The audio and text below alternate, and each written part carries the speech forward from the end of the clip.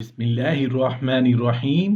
अस्सलाम वालेकुम वरहमतुल्लाहि वबरकात। 70 माओं से ज्यादा प्यार करना। मोहतरम नाजरीन, एक हदीस है जिसका मफहूम कुछ इस तरह है कि सैयदना अबू हुरैरा रज़ियल्लाहु अन्हु बयान करते हैं कि नबी करीम सल्लल्लाहु अलैहि वसल्लम ने फरमाया, मेरी उम्मत के तमाम लोग जन्नत में जाएंगे सिवाय उसके जिसने जन्नत में जाने से खुद ही इनकार कर दिया। सहाबा कराम रिजवानुल्लाहि ताला अलैहिम अजमईन ने अर्ज किया, ऐ अल्लाह के रसूल, भला जन्नत में जाने से कौन इनकार करेगा? आप सल्लल्लाहु अलैहि वसल्लम ने फरमाया, जिसने मेरी इताअत की वो जन्नत में जाएगा और जिसने मेरी नाफरमानी की उसने गोया जन्नत में जाने से इनकार कर दिया। रसूलुल्लाह सल्लल्लाहु अलैहि वसल्लम एक सफर से वापस आ रहे थे कि एक जगह आपने पड़ाव डाला। करीब ही एक बस्ती थी जिसमें एक औरत का तनूर था। उस औरत ने लश्कर की रोटियां भी पकाई।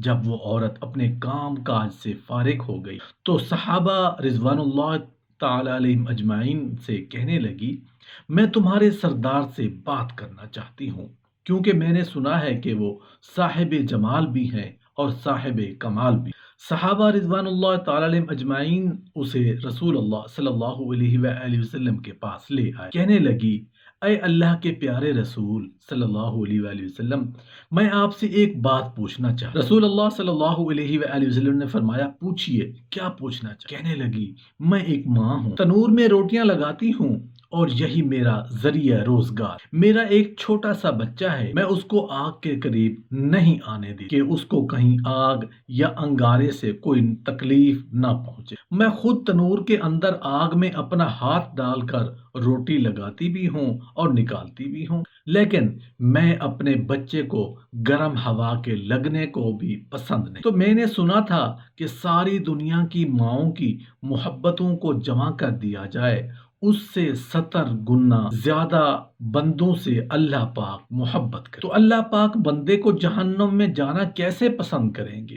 हदीस पाक में आता है जिसका मफहूम कुछ इस तरह है कि नबी करीम सल्लल्लाहु अलैहि वसल्लम ने ये बात सुनकर सर झुकाया, मुबारक आंखों से आंसू आने लगे, रोते रहे हत्ता के जिब्राईल अलैहिस्सलाम का अल्लाह का पैगाम लेकर आए। मेरे महबूब, इस औरत को बता दीजिए कि अल्लाह ने उन पर जुल्म नहीं किया। उन्होंने अपनी जानों पर खुद जुल्म किया, अपने पांव पर खुद कुल्हाड़ी मारी, क्योंकि अल्लाह तो चाहते हैं कि ये जहन्नम और उसकी आग से बच जाए। लेकिन बात यह है कि तौबा नहीं करते, तौबा की तरफ आते ही नहीं, बल्कि रब की मानने की बजाय शैतान की मानते फिर और तौबा को ज़ाय करते हैं, भूल जाते हैं। ये तो अपने अमल की वजह से जहन्नुम में जाएंगे। हजरत अबू हुरैरा रज़ियल्लाहु अन्हु रसूलुल्लाह सल्लल्लाहु अलैहि वसल्लम का इरशाद नकल फरमाते हैं कि मेरी सारी उम्मत जन्नत में दाखिल होगी, लेकिन जो इनकार करेगा वो जन्नत में दाखिल नहीं होगा। अर्ज किया गया, और कौन इनकार करेगा? आप सल्लल्लाहु अलैहि वसल्लम ने फरमाया, जिसने मेरी इताअत की वो जन्नत में दाखिल होगा और जिसने मेरी नाफरमानी की उसने इनकार किया। हजरत जाबिर रज़ियल्लाहु अन्हु इरशाद फरमाते हैं कि चंद फरिश्ते नबी करीम सल्लल्लाहु अलैहि वसल्लम के पास आए। आप सो रहे थे।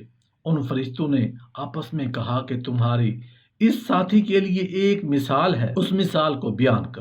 बाज फरिश्तों ने कहा ये सो रहे हैं। बाज फरिश्तों ने कहा कि उनकी आंखें सोती हैं और दिल बेदार रहता है। तो फरिश्तों ने कहा कि उनकी मिसाल उस आदमी जैसी है कि जिसने एक घर बनाया और उस घर में खाने की एक दावत का इंतजाम किया और एक बुलाने वाले को भेजा, तो जिसने उस बुलाने वाले की बात मानी वो घर में दाखिल हुआ और उस दावत में खाया, और उसने बुलाने वाले की बात ना मानी और घर में दाखिल ना हुआ और ना उस दावत से खाया।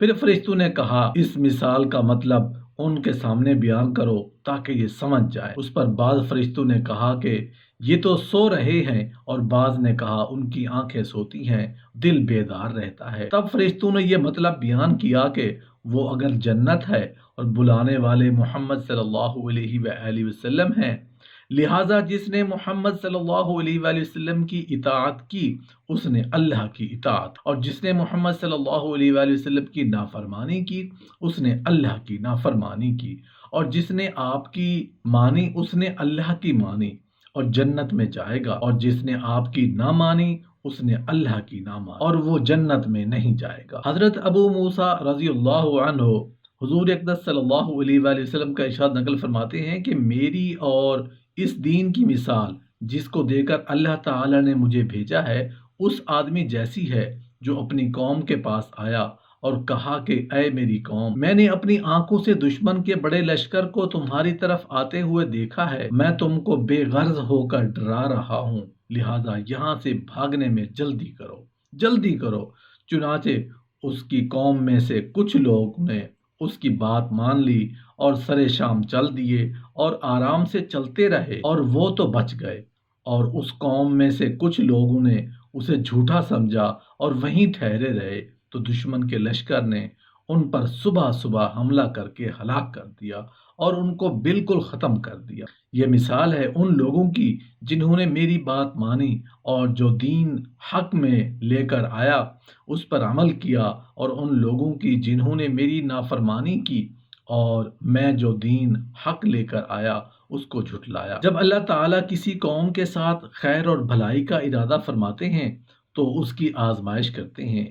دنیاوی مصائب اور مشکلات زندگی کا ناگزیر حصہ اور اللہ کی طرف سے آزمائش ہوتی ہیں۔ ان کا سلسلہ معمولی مسائل سے لے کر جان لیوا بیماریوں تک ہے۔ ایسی آزمائشیں جہاں بندہ مومن کے لیے تکلیف اور پریشانی کا باعث بنتی ہیں، وہاں اس کے لیے بہت سی خیر اور بھلائی اور ڈھیروں اجر و ثواب کا ذریعہ بھی ہوتی ہے۔ کافر کی نظر میں مصائب فقط ایک غیر آرام دہ چیز ہوتی ہے، جبکہ مومن کے لیے اللہ تعالیٰ سے تعلق مضبوط کرنے کا سنہری موقع ثابت ہوتے ہیں۔ اگر مومن ایسے حوادث کا مقابلہ صبر اور برداشت کے ساتھ کرے تو اللہ تعالیٰ جس قدر بے انتہا مہربان ہے اسی قدر بے حساب اجر سے نوازتا ہے، اس پر اپنی رحمتیں نچھاور فرما دیتا ہے، جیسا کہ فرمایا اور ہم کسی نہ کسی طرح تمہاری آزمائش ضرور کریں گے، دشمن کے ڈر سے، بھوک سے، مال و جان اور پھلوں کی کمی سے، اور صبر کرنے والوں کو بشارت دے دیجیے جنہیں جب کوئی مصیبت آتی ہے